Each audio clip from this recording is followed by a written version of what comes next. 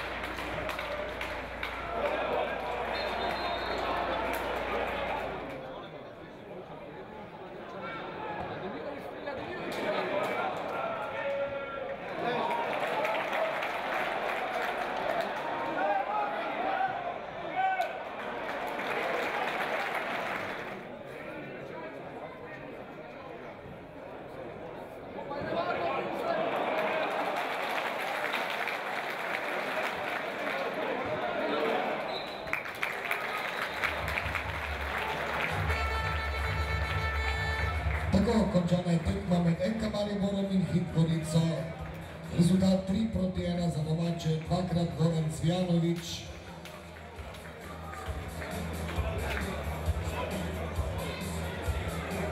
Elvedin Džinić in za goste Miha Mevlja in še enkrat so...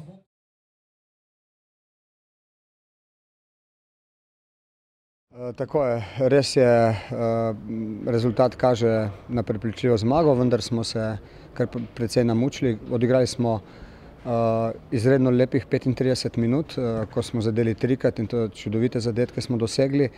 Zatem oziroma po Džinićevi poškodbi pa nam več ni šlo oziroma je nasprotnik pokazal, da zna igrati nogomet. Pričakovali smo, da bojo pokazali v Ljudskem vrtu njihovo kvaliteto in drugi polčas je vratar Pridigar kar nekajkrat odlično posredoval, tako da smo osvojili te 3 točke, katere smo si močno želeli.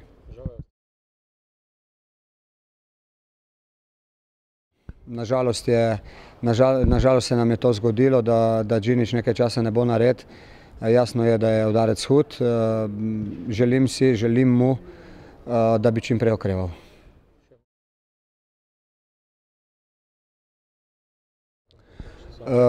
Tako je. Jutri zjutraj se bomo jasno še ukvarjali s to današnjo tekmo, jo bomo preanalizirali, skušali opozoriti na to, kar je bilo dobro in kar ni bilo. Takoj zatem pa jasno se misli usmerjajo samo in edino na to težko tekmo, katera nas čaka v Edinburgu. Ja, lahko rečem, da smo prvi polčas skoraj do konca odigrali zelo dobro, držali igro v svojih nogah, zadeli 3-krat, imeli še nekaj priložnosti, potem pa drugi polčas in mogoče zadnjih 10 minut prvega polčasa odigrali zelo slabo. Zakaj, to bomo jutri se spraševali in ko bomo pogledali posnetek. Tako da važne so 3 točke, zdaj gremo igrati proti Škotom in uvrstiti se v drugi krog.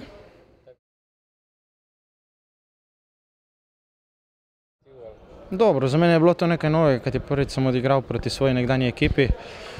Ni toliko ta zadetek, vesel sem zadetka, kajti prvič sem zadel v Mariboru, tega prvenca sem zelo zadovoljen. Zdaj, ker je bilo to proti moji nekdanji ekipi, vedno je tako, da ko igraš proti svoji, velja ta zakon bivšega, meni je tokrat uspelo, najbolj sem pa vesel zmage.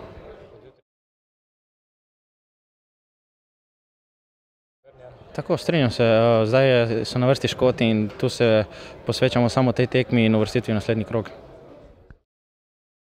Ja, tekmo smo začeli res odlično, zabili hitro 3 gole, tako da odkar je šel Gina, odkar se je poškodoval, ne vem, nas je nekaj presekalo, nismo več bili dovolj zbrani. Hvala Bogu smo šli pač na odmor, da smo držali zadnje ničlo, da nismo prejeli zadetka. Pač v odmoru smo se poskušali nekako dogovoriti, zbrati, da spet začnemo drugi polčas, tako smo začeli prvega. Ni nam to najboljše uspevalo, prejeli smo hitro zadetek, ampak na srečo smo vpisali nove 3 točke.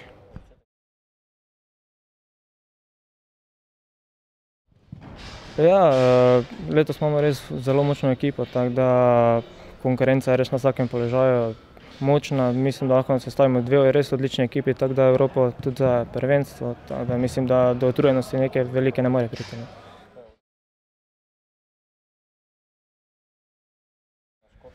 Ja, to tekmo se mora čim prej pozabiti, vpisali smo 3 točke, zdaj pa se res moramo temeljito pripraviti na Škote.